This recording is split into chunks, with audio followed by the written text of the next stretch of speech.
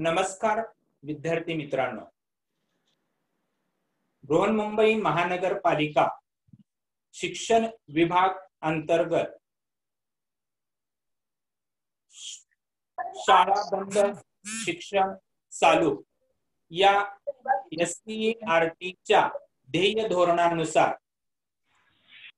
बृहन्मुंबई महानगरपालिकेचे शिक्षणाधिकारी सन्माननीय महेश पालकर सर यांच्या संकल्पनेतून साकार झालेला प्रकल्प सपोर्ट टू स्टेट या प्रकल्पा अंतर्गत मी श्री गोविंद गुंजाळ, मरोळ पोलीस कॅम्प, मनपा शाळा अंधेरी, इयत्ता 7वी गणित विषयातील काही घटक आपल्या समोर चर्चेसाठी मांडणार आहे।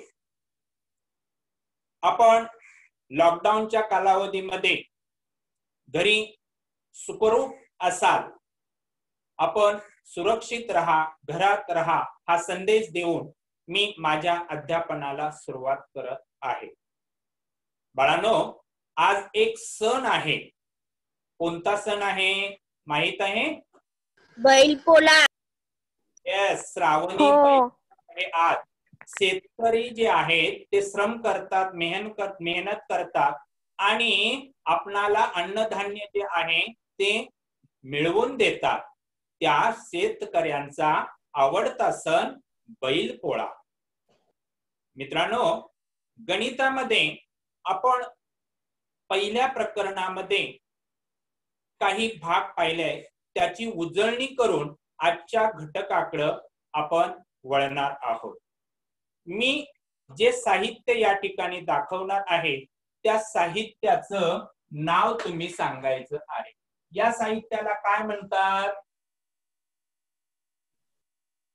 हे जे साहित्य आहे, तुम्ही भौमितिक रचना कंपास पेटी, बरोबर आहे। या कंपास पेटीमध्ये छोट साहित्य असतं, त्याचा उपयोग करून तुम्ही भौमितिक रचना, आकृत्या काढता। मी फळ्यावर काढण्यासाठी माझी गणितीय पेटी जी आहे, कंपास पेटी, त्याच्यातील साहित्य जे आहे मी दाखवत आहे। ते मोठ्या प्रमाणात आहे आणि त्याचं नाव जे आहे ते सांगायचं आहे। या ठिकाणी मी एक कंपास पेटीतील साहित्य फलकावर धरलेलं आहे। काय नाव आहे याचं? डी-पट्टी। कोन मापक। कोन मापक, कोन मापक याला म्हणतात आणि याच्या साहाय्याने आपण कोन मोजतो। दुसरं, या ठिकाणी ही आहे मोठी वस्तू कंपास पेटीतील, तिला काय म्हणणार? पट्टी, बरोबर। या ठिकाणी पुढची एक वस्तू मी दाखवत आहे, याला आपण काय म्हणणार? काटकोनी गुण्या। काय म्हणणार? काटकोनी गुण्या। दाखवत आहे, तिला आपण काय म्हणणार? त्रिकोणी गुण्या। बरोबर। आता अजून मी एक वस्तू दाखवणार आहे। इथे खडू त्या वस्तूला लावलेला आहे आणि तिचा उपयोग आपण वर्तुळ काढण्यासाठी करतो। कोणती वस्तू? कंपास। काय? कंपास।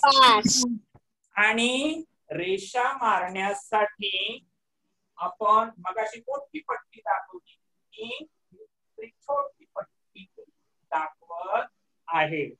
बाळांनो, इथे एक माझ्याकडे मोठ्या पट्टीतलं साहित्य नव्हतं म्हणून मी तुमच्या कंपास पेटीतलं साहित्य घेतलंय। याला 2 टोक आहेत, अंतर घेण्यासाठी वापरतात। त्याचं नाव कर्कटक।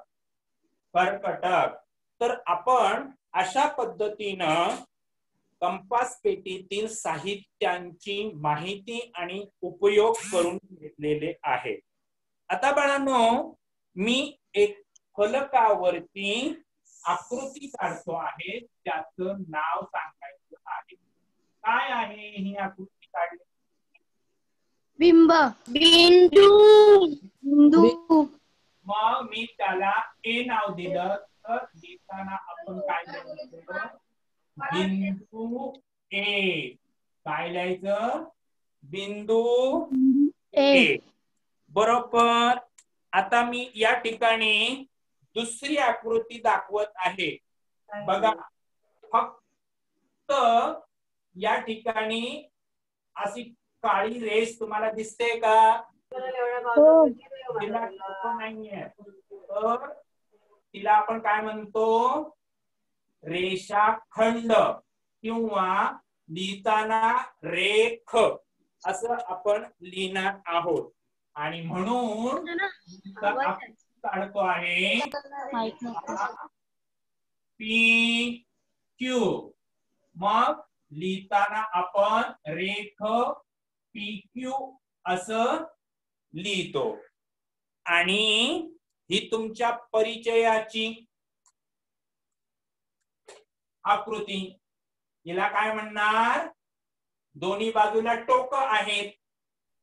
मग दोन्ही बाजूला टोक असणारी आकृती कोणती? रेषा. काय? रेषा. बरोबर. आता ही जी आकृती दाखवलेली आहे, या आकृतीमध्ये जर तुम्ही निरीक्षण केलं तर काय दिसतंय इथं? कोण. कोण. बरोबर. तर बाळांनो आज आपण कोणाची माहिती मिळवणार आहोत आणि कोणाशी निगडीत आपणाला कोणाचे काही गुणधर्म अभ्यासावयाचे आहेत. आणि म्हणून आपण कोणा संदर्भात माहिती मिळवूया. आता इथे मी एक पुन्हा आकृती काढणार आहे. बरोबर. पहा,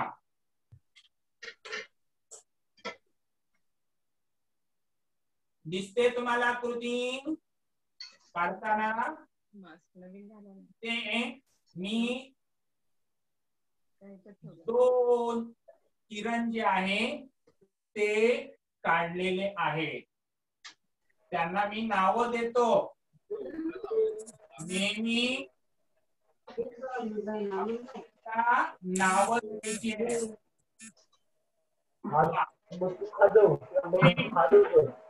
जी आकृती तुम्हाला दिसते तिचं नाव काय आहे सांगा बरं? आपण गेल्या वर्षी अभ्यासलेले दोन किरण जे आहेत एकमेकाला एका बिंदू झालेले आढळतील. बरोबर. काटकोन. कोण. या कोणाचा आपल्याला अभ्यास करायचा आहे. मग कोणाचा अभ्यास करत असताना प्रामुख्याने तुम्हाला ज्या बाबी कोणामध्ये आहेत त्या समजावून पाहायच्या आहेत. आता त्याच्यामध्ये पहा, या कोणामध्ये एक मगाशी तुम्ही सांगितला की सामायिक दोघांना शिरोबिंदू आहे. म्हणजे Q हा या कोणामध्ये एक सामायिक बिंदू आहे. त्याला आपण आरंभ बिंदू म्हटलेला आहे किरणामध्ये. ते दोन्ही एका ठिकाणावरून काय होत आहेत? किरण सुरू होत आहेत. एक किरण इकडे. मग या किरणाचं नाव कोण सांगेल? बोला, या किरणाचं नाव काय आहे? इथून सुरुवात. किरण क्यू. एक मिनिट, इथं डबल नाव झालेलं आहे. पहा, PQR. इथं थोडीशी चूक झालेली आहे नाव देताना. PQR. हा, किरण QR. आणि दुसरा किरण जो आहे तो किरण आहे किरण किरण QR. QP. हा QP आणि अगोदरचा किरण QR. QR. बरोबर. आणि म्हणून एकच आरंभ बिंदू असलेल्या, परंतु ह्या रेषा एका रेषेत आहेत का? नाही. एक किरण वर गेला, एक किरण या बाजूला गेलाय. म्हणून एकच आरंभ बिंदू असलेल्या परंतु एकाच रेषेत नसलेल्या दोन किरणांचा संयोग संच म्हणजेच या ठिकाणी कोन होय. आणि कोणाचं मापन करताना तुम्हाला माहिती आहे, जो कोण आपणाला सांगायचा आहे तो बिंदू बरोबर मध्यावर असतो, तो लिहिताना मध्यावर घ्यायचा. बरोबर. मग आता इथं सांगा बरं कोणता कोण होते? या ठिकाणी कोण PQR. QR. कोण PQR. यालाच दुसऱ्या पद्धतीने वाचन करता येतं. कोण उलट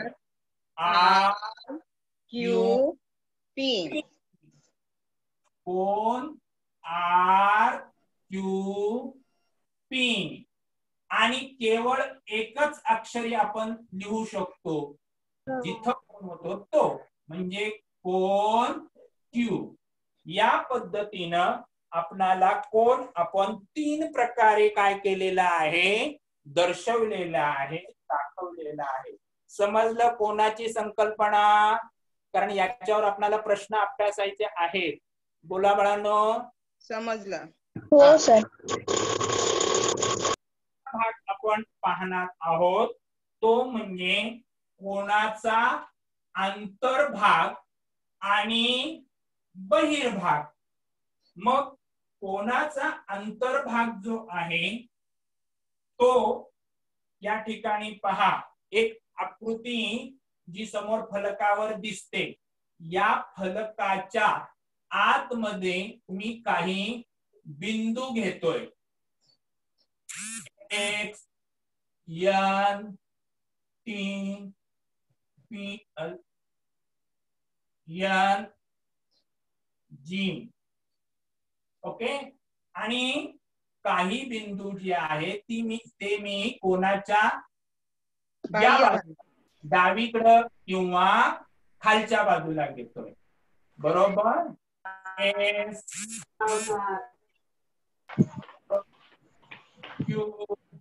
क्यू नको इथं, या कोणावर आहे. बरोबर. मग इथे A, C असे वेगवेगळे बिंदू घेतलेले आहेत.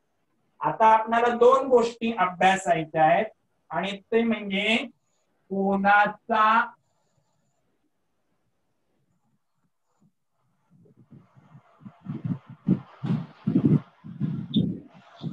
अंतर्भाग, कोणाचा अंतर जो भाग आहे तो, आणि कोणाचा बाह्य भाग बाह्य अभ्यासायचा. आता हे जे दोन किरण आहे या दोन किरणांच्या कोणाच्या आतमध्ये हे वेगवेगळे जे बिंदू आहेत, हे बिंदू अंतर्भागात आहेत असे म्हणतात. मग हा कोणता बिंदू आहे? बिंदू N, बिंदू T, X, N. मग हे जे बिंदू आहे हे कोणाच्या अंतर्भागातील बिंदू आहेत. आणि म्हणून लिहिताना काय करतो मी, बिंदू प्रत्येक वेळेस न लिहिता बिंदू तुम्ही लिहायचे मात्र बिंदू N, बिंदू T, बिंदू X, बिंदू N, बिंदू G, या पद्धतीने हे अंतर्भागातील बिंदू आहेत. आणि जे कोणाच्या बाहेरच्या भागात आहेत तर इकडे हा एक बिंदू दिसतोय, काय नाव आहे त्याचं?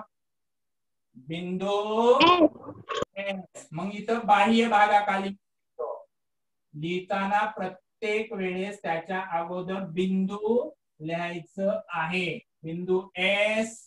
त्यानंतर स्वल्पविराम देऊन मी लिहितोय A. आणि इथे कोणता शेवटचा बिंदू आहे? आल. बिंदू आल.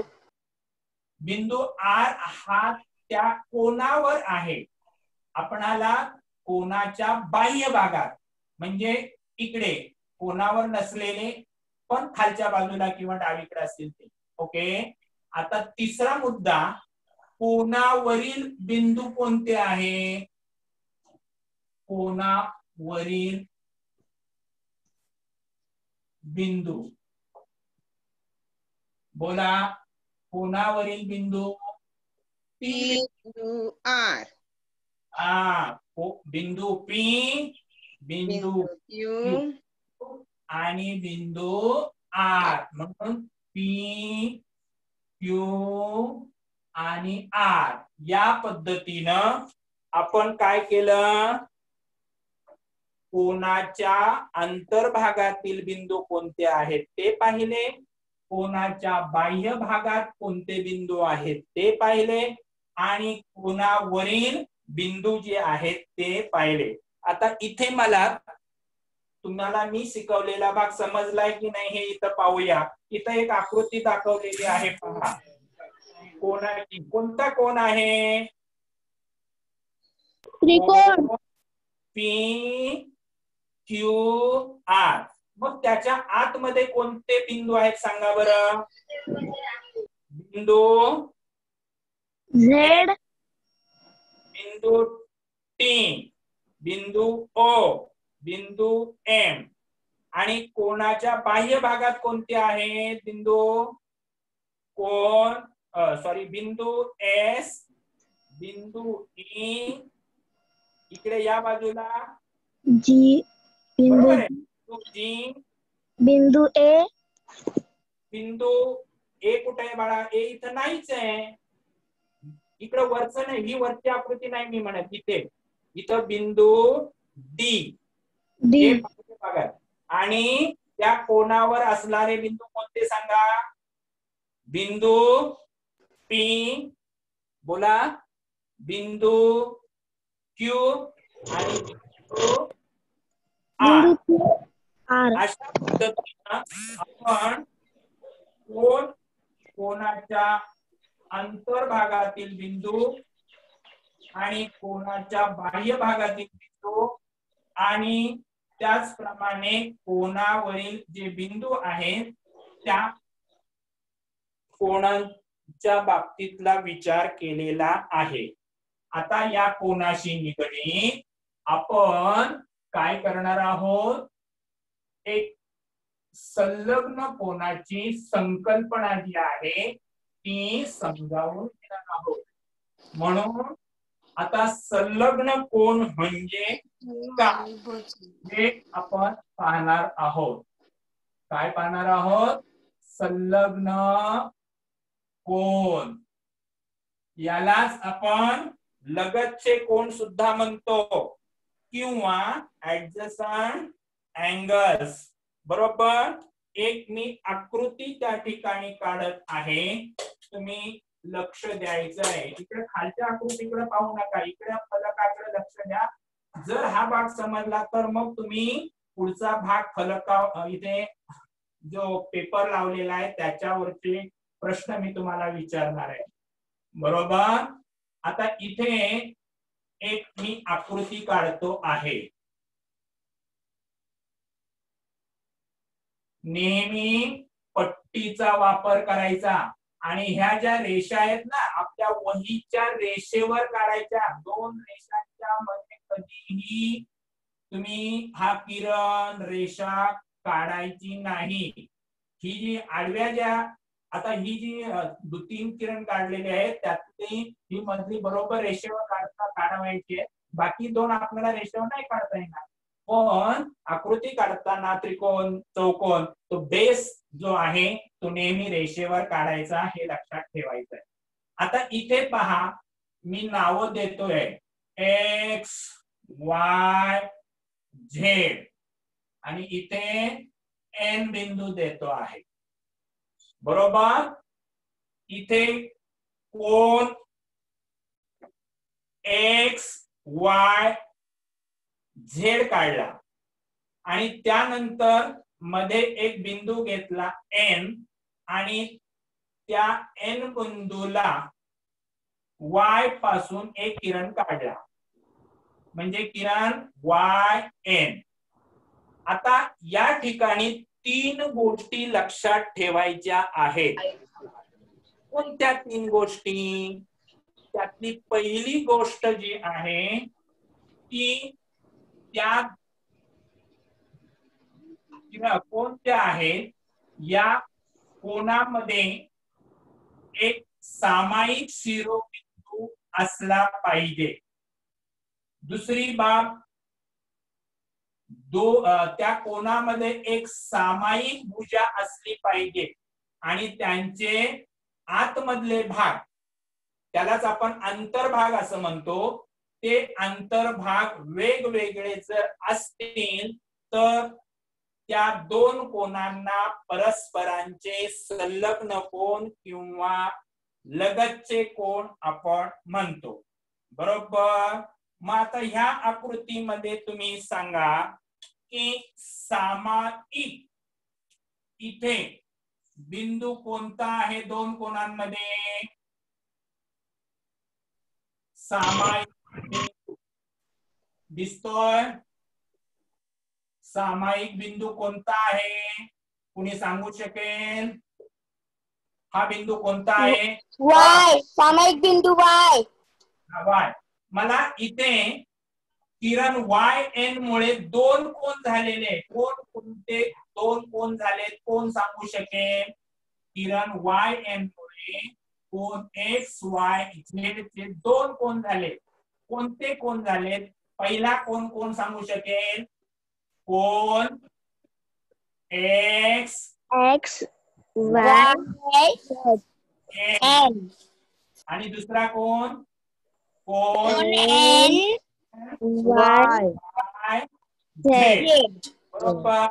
यांना सामायिक बिंदू कोण आहे? तर बिंदू वाय. आणि त्याच्यामध्ये दोन्ही कोणामध्ये सारखी भुजा बाजू कोणती आली? मी वाचन करताना बघा कोणती भुजा येते. कोन एक्स वाय एन म्हणजे इथे, आणि दुसरा कोन मी वाचतोय कोन एन, परत त्याच्यावर येतोय एन वाय आणि झेड. मग मला सांगा या 2 कोणामध्ये कोणती बाजू सारखी आहे, समान आहे? Y N. येस. म्हणून इथं सामायिक बाजू जी आहे ती आहे कोणती? वाय किंवा रेड.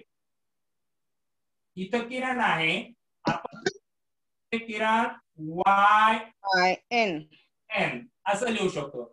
आणि त्याचे अंतर्भाग आतमधले भाग बघा, कोन एक्स वाय एन चा हा अंतर्भाग आहे की नाही? कोणात आहे का? बघा, कोन एन वाय झेड चा हा अंतर्भाग आहे. ओके. म्हणजे याचे अंतर्भाग वेगवेगळे.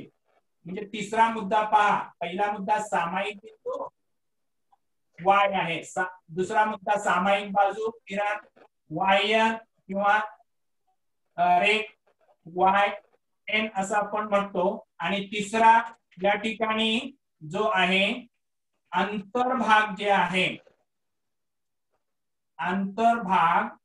आहे 2 कोणाचे ते भिन्न. थोडक्यात लिहितो मी, भिन्न म्हणजे वेगवेगळे, अंतर्भाग भिन्न. मग यावरून आपण संलग्न कोणाची व्याख्या पाहणार आहोत. ते म्हणजे ज्या 2 कोणांना एक सामायिक शिरोबिंदू, एक सामायिक भुजा आणि अंतर्भाग त्या दोन कोनांचे भिन्न असतील, वेगवेगळे असतील, तर त्या दोन कोनांना आपण काय म्हणणार? संलग्न कोन किंवा लगतचे कोन किंवा त्याला ऍडजसंट अँगल्स असं म्हणतो. ओके, मग या आकृतीमध्ये तुम्हाला ही संकल्पना क्लिअर झालेली आहे. मग मी आता एक 4 उदाहरणं तुम्हाला मी काय करणार आहे, विचारणार आहे. जर मी सांगितलेला भाग आता तुम्हाला समजलेला असेल तर तुम्ही नक्कीच प्रश्नांची उत्तरं काय करणार? देणार. मग आता इथं उजव्या बाजूला एक आकृती मी काढलेली आहे. ती आकृती तुम्ही पाहायची आहे आणि त्याचं निरीक्षण करायचं आहे. मग मला पटकन सांगा बरं, इथं जे आहे आकृती, याच्यात वेगवेगळ्या प्रकारचे कोण जे आहे ते कोण कोणते आहेत ते सांगायचे आहे. या आकृतीमध्ये एन एम आर, दुसरा R M S M Q Q M T M P. बरोबर. आता लक्षात घ्या, त्यापैकी पीएमक्यू कोण, मी दर्शक होते, पीएमक्यू आणि दुसरा आरएमक्यू कोण, आरएमक्यू हे संलग्न कोण आहेत का? आता तिथलीच आकृती मी इथं वेगळी करून घेतलेली आहे बघा. म्हणजे तो भाग मी कापून वेगळ्या करतात आणि त्याच्यामध्ये पहा इथे कोण आहे पीएमक्यू, म्हणजे कोण पीएमक्यू हा इथे दिसतोय. त्यानंतर दुसरा कोण आहे आरएमक्यू, बरोबर इथे. सामायिक शिरोबिंदू कोणता आहे? सामायिक शिरोबिंदू एम, बरोबर. आणि त्यानंतर सामायिक भुजा जी आहे ती कोणती आहे? एम क्यू, बरोबर. आणि अंतर्भाग जे आहे ते वेगवेगळे आहेत. आर एम क्यू चे ते या ठिकाणी लाल रंगामध्ये अंतर्भाग आहे आणि इथला जो भाग आहे कोण क्यू एम पी याचा अंतर्भाग जो आहे तो कोणता आहे? हिरव्या रंगाने दाखवलेला आहे. म्हणून मला असं आढळून येईल की सामायिक शिरोबिंदू आहे, सामायिक आणि अंतर्भाग जे आहे ते वेगवेगळे कोण आहे. आता मी दुसरी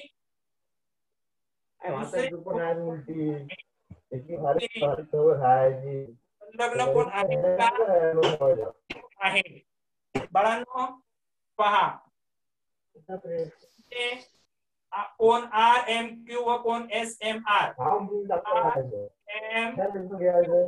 आणि कोण एस एम आर हा भाग. आता या आकृतीमध्ये तुम्हाला दिसतंय बघा, कोण आर एम क्यू हा पूर्ण मोठा येतोय का लक्षात बाळांनो? आर एम क्यू हा मोठा कोण आहे दिसतोय आणि त्याच्या भाग मी पूर्ण जांभळ्या रंगाने दाखवलेला आहे.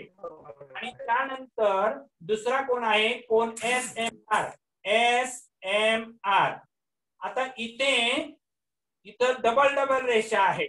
याचं कारण तुमच्या लक्षात आलं असेल की यामध्ये इथे सामायिक शिरोबिंदू कोणता आहे? एम. आता सामायिक भुजा दोन्ही कोणामध्ये कोणती आहे? नाव सांगा तिचं. सामायिक भुजा आलेम अरे आर पासून सुरू झाली का इथून स्टार्टिंग पॉइंट एम एम पासून बोलायचं. हा M R okay M R आणि अंतर्भाग एम आहेत बरोबर आहे की नाही बाळांनो. अंतर्भाग वेगवेगळे आहेत आणि म्हणून कोण आर एम क्यू व कोण एस एम आर हे संलग्न कोण आहेत की नाही. इथं नाही. अरे बाळांनो इथं लक्ष द्या. मुद्दा मी तुम्हाला अंतर्भाग वेगळे म्हटलो. तुमचं निरीक्षण पाहिजे. या ठिकाणी कोण आर एम क्यू त्याच्यामध्ये पूर्ण इथे हा भाग आहे आणि दुसरा जो कोण आहे कोण आर एम एस याच्यामध्ये हा एवढाच भाग आहे. ओव्हरलॅप होतोय म्हणजे अंतर्भाग या दोन कोणांचे वेगळे नाही याचाच अर्थ हे दोन कोण संलग्न कोण नाही हे लक्षात घ्यायचं आहे. आता तिसरा भाग जो आहे तो तिसरा भाग आपण पाहणार आहोत तो म्हणजे इथे कोण आर एम एस व कोण आर एम टी. आता इथे आकृतीमध्ये पहा आर एम एस व कोण आर एम टी तो भाग मी काढून घेतला आणि या ठिकाणी दुसरी आकृती तयार केली. करा कोण आर एम एस हा आणि दुसरा कोण आर एम टी हा पूर्ण. याच्यामध्ये जर तुम्ही पाहिलं तर सामायिक शिरोबिंदू कोणता आहे कोण सांगतं. Am very good. आणि सामायिक भुजा कोणती आहे त्याला आर एम आर बरोबर. मात्र याचे अंतर सारखे आहेत का वेगवेगळे आहेत. वेगवेगळे का आहेत का. हॅलो इथे पहा कोण आर एम टी चा अंतर्भाग हा आहे आणि कोण आर एम एस चा अंतर्भाग हा आहे. एकमेकाला ओव्हरलॅप होतात म्हणजे हे अंतर्भाग वेगवेगळे नाही म्हणून हे संलग्न कोण आहे नाही. त्यानंतर पुढची आकृती इथे पहा आर एम एस आणि कोण आर टी याच्यामध्ये तुम्ही पहा आर एम एस हा गुलाबी रंगाने दाखवलेला कोण आणि दुसरा एस एम टी. सामायिक शिरोबिंदू कोणता बाळांनो इथे एम एम बरोबर. त्याचप्रमाणे सामायिक भुजा कोणती एम एस एस आणि अंतर्भाग वेगवेगळे आणि म्हणून हे दोन कोण संलग्न कोण आहे. आता चौथ्याचं बघा बरं. अजून एक उदाहरण आहे बरोबर. सर तुमचा आवाज येत नाही. बर ठीक आहे प्रयत्न करतो. तर अशा पद्धतीनं आपण वेगवेगळे कोण घेऊन संलग्न कोणाची संकल्पना आपण काय केलेली आहे दृढ केलेली आहे. तर यानंतर आपण याच्यावर आधारित काही उदाहरणं अभ्यासणार आहोत आणि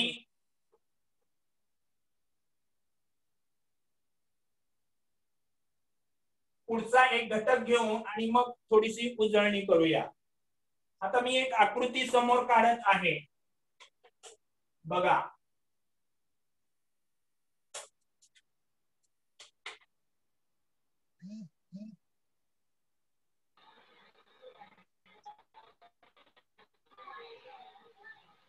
पी क्यू आर कुठली आकृती काढली रे बाळांनो?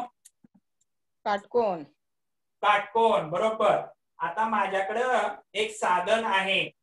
या साधनाच्या साहाय्यानं मी या ठिकाणी एक त्या काटकोनाच्या मध्यावर एक बिंदू घेणार आहे.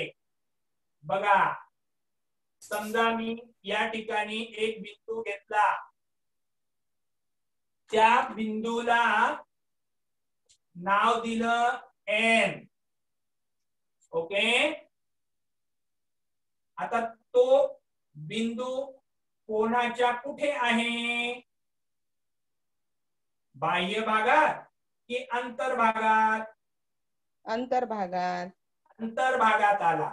आता पहा, ही रेषा मध्ये मी बिंदू घेण्यासाठी इथे या पट्टीचा वापर केला आणि तो बिंदू घेतला आणि या कोन मापकाच्या साहाय्याने आपण कोण मोजणार आहे? तत्पूर्वी QN काय करूया? जोडूया. मग QN आपण या पट्टीच्या साहाय्याने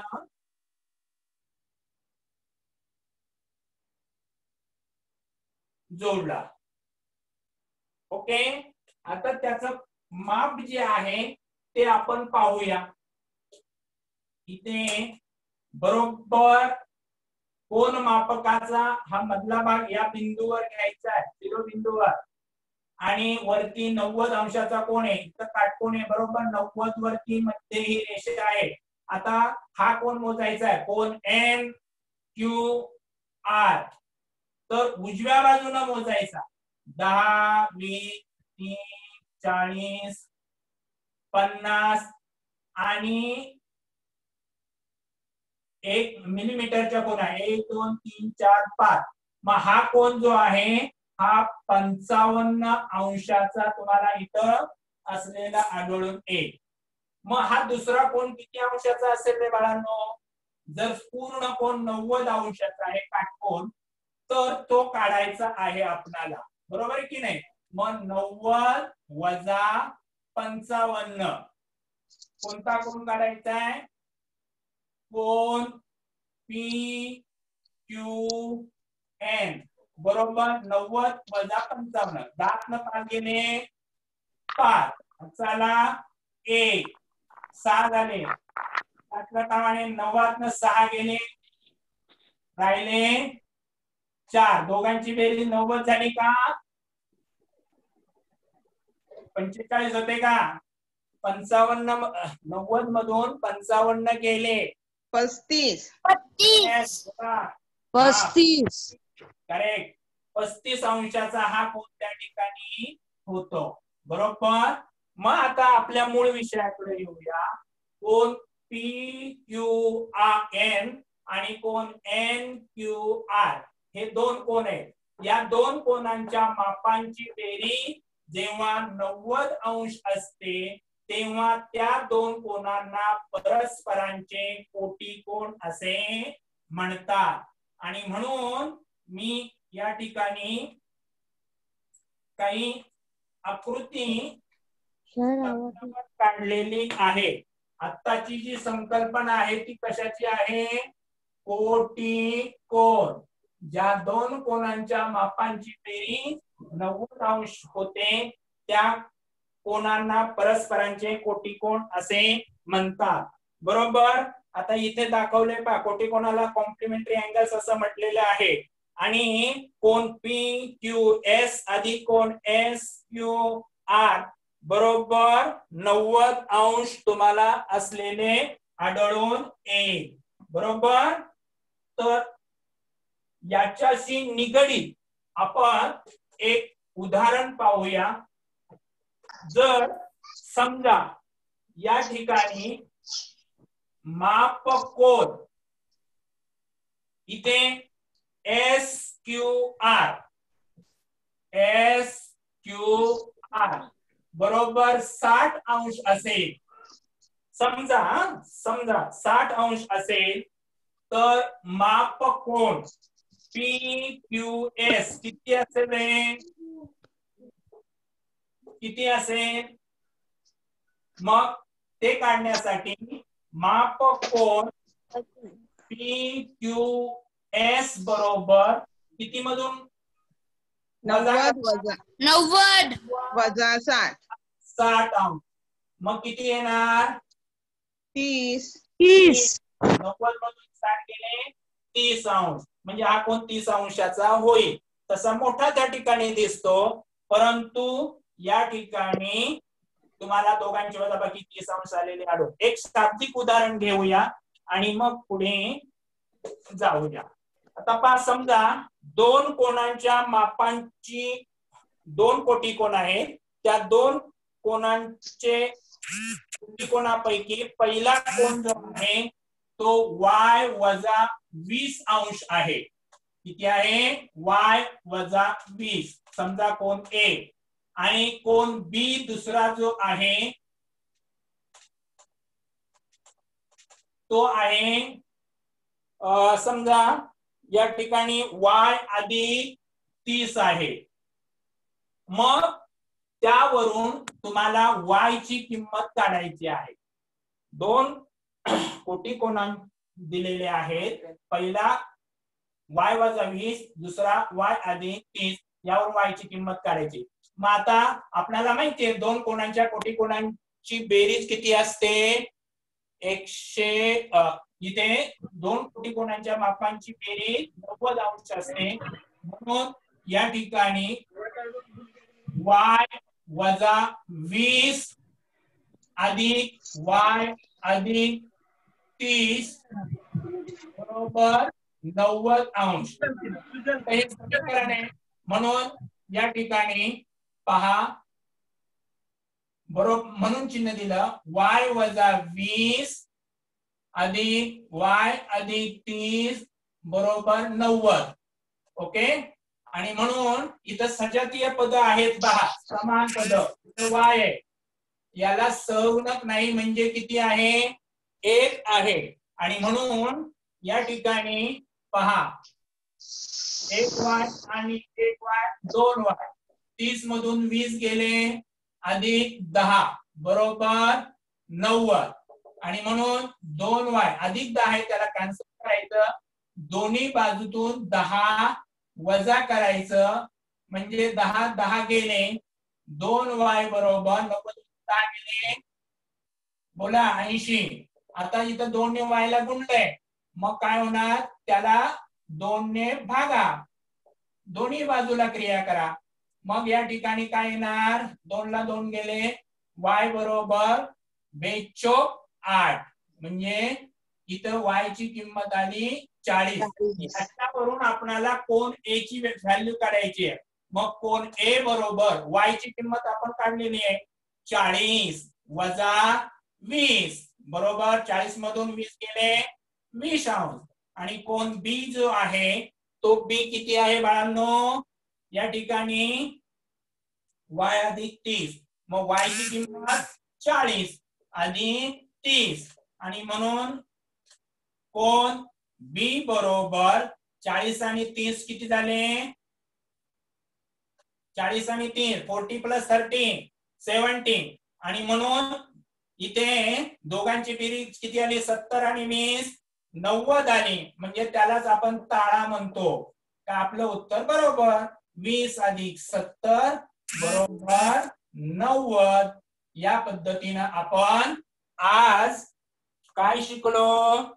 एक कोन म्हणजे काय, 2 कोणाचा अंतर्भाग आणि बहिर्भाग, त्याचप्रमाणे संलग्न कोन, कोटी कोन, अशा पद्धतीने आपण या ठिकाणी आज अभ्यास केलेला आहे.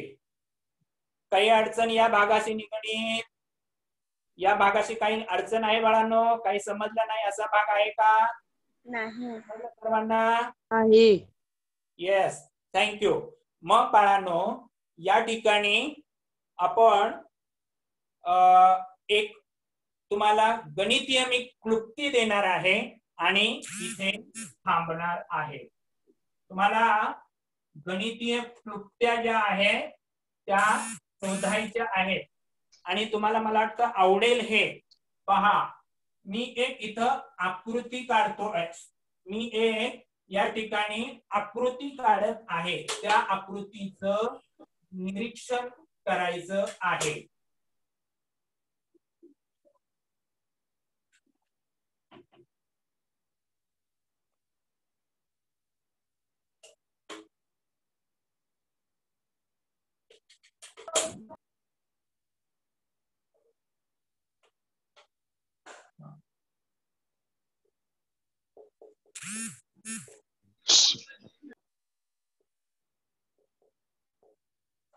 गणितीय खेळ म्हणून त्याला नाव देतो. मी तुम्हाला उद्या विचारणार आहे, उद्याच्या तासाला या आकृतीमध्ये कुठेही एकदा पेन्सिल ठेवली की ती पेन्सिल उचलायची नाही आणि पूर्ण आकृती काढून दाखवायची. मी आता काढून दाखवणार नाहीये. उद्याच्या तासाला तुमच्याकडनं उत्तर जे आहे ते अपेक्षित आहे. त्याप्रमाणे तुम्ही ही कृती करावयाची आहे. लक्षात घ्या, एकच अट आहे. काय अट आहे की इथे कुठेही तुम्ही जर पेन्सिल ठेवली किंवा पेन ठेवला तर ती पूर्ण आकृती काढेपर्यंत ती पेन्सिल बाजूला काढायची नाही. ओके. आणि शेवटी मी आज जो भाग जो काही शिकवलेला आहे त्या भागासंदर्भात मी काही स्वतःचे व्हिडिओ तयार केलेले आहेत. सदर व्हिडिओ तुम्हाला ऑनलाईन शिक्षक या YouTube चॅनेलवर तुम्हाला पाहायला मिळतील. आपण अवश्य ते पहा. धन्यवाद. भेटूया आपण उद्या उर्वरित भाग कोणाचा अभ्यासण्यासाठी.